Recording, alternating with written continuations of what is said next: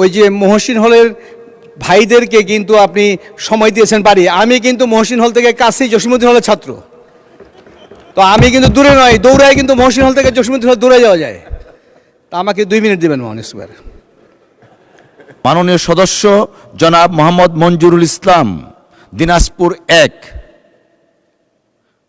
আছেন? বিসমিল্লাহির রহমানির রহিম। জি, আপনার সময় 6 মিনিট। ধন্যবাদ। বিসমিল্লাহির রহমানির রহিম। মাননীয় স্পিকার, আপনাকে ধন্যবাদ। অনেক দিন পর আমি সুযোগ পেলাম, আমাকে সুযোগ দেওয়ার জন্য আপনাকে অসংখ্য ধন্যবাদ। মাননীয় স্পিকার, আমি দিনাজপুর জেলার বীরগঞ্জ ও কাহারোল উপজেলার যে আসনটি দিনাজপুর 1-এর নির্বাচিত এমপি, আমি একটি অবহেলিত এলাকাকে রিপ্রেজেন্ট করছি এখানে। আমি প্রথমেই ধন্যবাদ জানাই আমার এলাকাবাসীকে, বীরগঞ্জ কাহারোলের মানুষকে, যে আসনটিতে বিগত কোনো সংসদেই বিএনপির বাংলাদেশ জাতীয় দলের কোনো এমপি নির্বাচিত হয়নি। আমি প্রথম এবার জনগণের ভোটের মাধ্যমে প্রায় ৬২,০০০ ভোটের ব্যবধানে নির্বাচিত হয়েছি। আমি সেই জন্য ধন্যবাদ জানাই সংসদ নেতা এবং মাননীয় প্রধানমন্ত্রীর প্রতি, যিনি আমার উপর আস্থা রেখে আমাকে নমিনেশন দিয়েছিলেন। আমি ধন্যবাদ জানাই আমার প্রিয় নেতা বিএনপির সম্মানীয় মহাসচিব মির্জা ফখরুল ইসলাম আলমগীর স্যারের প্রতি। আমি ধন্যবাদ জানাই রংপুর বিভাগীয় সাংগঠনিক সম্পাদক জনাব অধ্যক্ষ আসাদুল হাবিব দুলু মহোদয়ের প্রতি। বিশেষ করে বীরগঞ্জ কাহারোলের মানুষের প্রত্যেকটি এলাকার মানুষ আমাকে সমর্থন দিয়েছে, এই জন্য তাদের প্রতি আমি কৃতজ্ঞতা জানাই। এখানে উল্লেখ করা প্রয়োজন যে বিশেষ করে বীরগঞ্জ এবং কাহারোলে একটি ব্যাপক সংখ্যক, বিরাট সংখ্যক সনাতন ধর্মাবলম্বী মানুষ বাস করেন, যাদের সংখ্যা প্রায় 30% উপরে। তারা নিরঙ্কুশভাবে আমাকে সমর্থন দিয়েছেন। এই সমর্থনের কথা আমি মনে রাখব, আমি তাদের প্রতি কৃতজ্ঞতা প্রকাশ করছি। মাননীয় স্পিকার, বীরগঞ্জ কাহারোল একটি অনুন্নত জায়গা, অনুন্নত এলাকা, কৃষি প্রধান। এখানে কোনো শিল্প কারখানা নেই। এখানকার মানুষ শুধু কৃষির উপরে নির্ভরশীল বললেই বলা চলে। অর্থনৈতিক উন্নতির সাথে এখানকার মানুষের যে বিষয়টি প্রধান, সেটি হলো কৃষি। যখন কৃষির উৎপাদন হয়, মানুষ যখন কৃষি থেকে তার পণ্য বিক্রি করে যখন সে ভালো দাম পায়, তখন সেখানের অর্থনৈতিক উন্নতি আমরা দেখতে পাই। কাজেই এই কৃষি প্রধান এলাকাকে যেভাবে গুরুত্ব দেওয়া উচিত, সেইভাবে আসলে তারা গুরুত্ব পাচ্ছে না। আমি এই এলাকার বিভিন্ন সমস্যা নিয়ে কথা বলতে চাই।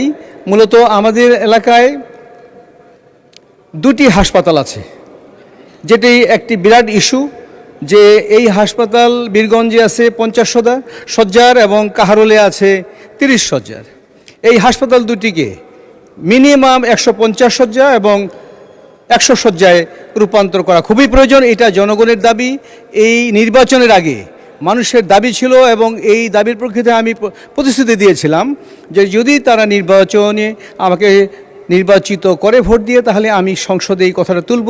মাননীয় স্বাস্থ্যমন্ত্রীর প্রতি দৃষ্টি আকর্ষণ করে বলতে চাই, এই 2টি হাসপাতাল যেন 150 এবং 100 শয্যায় রূপান্তরের ব্যবস্থা নেন। এটা কোনো গতানুগতিক আলোচনা নয়, জাস্ট ধন্যবাদ প্রস্তাবের প্রতি দাঁড়ালাম আর বক্তব্য দিলাম আর শুনে গেলেন, এটা না। এই বিষয়টি যেন নোট করা হয় দয়া করে, কারণ আমাদের এলাকার মানুষ গরিব, তাদেরকে যেতে হয় দিনাজপুর, রংপুর অথবা অন্য কোনো হাসপাতালে চিকিৎসার জন্য।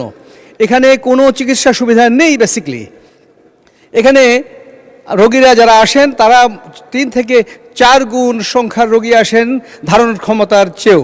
কাজে এই বিষয়টি অত্যন্ত গুরুত্বপূর্ণ। সেই সাথে আরও গুরুত্বপূর্ণ অনেকগুলো বিষয় আছে।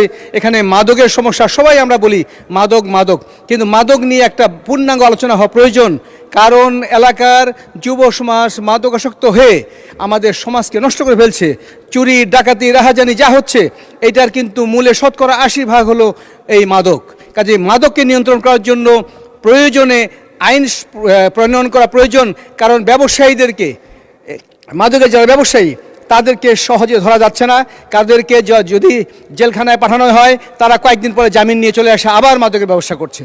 এই ব্যাপারে একটি আইন দরকার।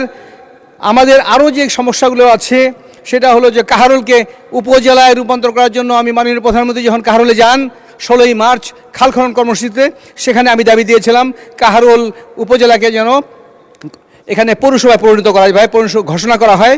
কাহারোলে একটি বাইপাস, শহরের বাইপাস রাস্তার খুব প্রয়োজন। কাহারোল একটি বিখ্যাত একটা বাজার আছে গরুর হাটের, সেই বাজারটা একদম প্রাণকেন্দ্রের শহরের। ফলে এই বাজারের দিনে এই শহরের দিকে দিয়ে রাস্তা দিয়ে চলাচল করা যায় না, প্রচুর জ্যাম লেগে যায়। এখানে একটা বাইপাস সড়কের জন্য একটা পরিকল্পনা আছে, এই ব্যাপারে যেন সংশ্লিষ্ট মন্ত্রী মহোদয় এবার দৃষ্টি দেন। মাননীয় স্পিকার, বীরগঞ্জ এবং কাহারোলে, বিশেষ করে বীরগঞ্জে একটি বন আছে শালবন, এটা সংরক্ষিত বনাঞ্চল, অত্যন্ত সুনামের সাথে আমি বলবো যে এটা বিখ্যাত বন অঞ্চল। ধন্যবাদ মাননীয় সদস্য। আচ্ছা, 1 মিনিট সময় দেন ওনাকে প্লিজ, 1 মিনিট। মাননীয় স্পিকার, আপনি কিন্তু ওই যে মহসিন হলের ভাইদেরকে কিন্তু আপনি সময় দিয়েছেন বাড়ি। আমি কিন্তু মহসিন হল থেকে কাছেই জসীমউদ্দিন হলের ছাত্র, তো আমি কিন্তু দূরে নয়, দৌড়ায় কিন্তু মহসিন হল থেকে জসীমউদ্দিন হল দূরে যাওয়া যায়। তা আমাকে 2 মিনিট দেবেন মাননীয় স্পিকার। আচ্ছা, আপনি শেষ করে ফেলেন, সময় যাই চলে হোক, যাচ্ছে। আমাদের এই সিংড়া শালবন অত্যন্ত একটি সুন্দর সংরক্ষিত বনাঞ্চল। এই সংরক্ষিত বনটাকে কেউ দেখেনি এতদিন পর্যন্ত। এই বনটাকে, তার অনেক জমি এখন মানুষ দখল করে নিয়েছে। এই বনের ভিতর দিয়ে নদী প্রবাহিত আছে। এইটাকে যদি সুদৃষ্টি দেওয়া হয়, বিশেষ করে আমি মাননীয় সংশ্লিষ্ট মন্ত্রীকে দৃষ্টি আকর্ষণ করছি, এই বনাঞ্চলকে রক্ষা করা অত্যন্ত প্রয়োজন। সেই সাথে আরও একটি বন আছে বীরগঞ্জের মধ্যে। ধন্যবাদ মাননীয় সদস্য।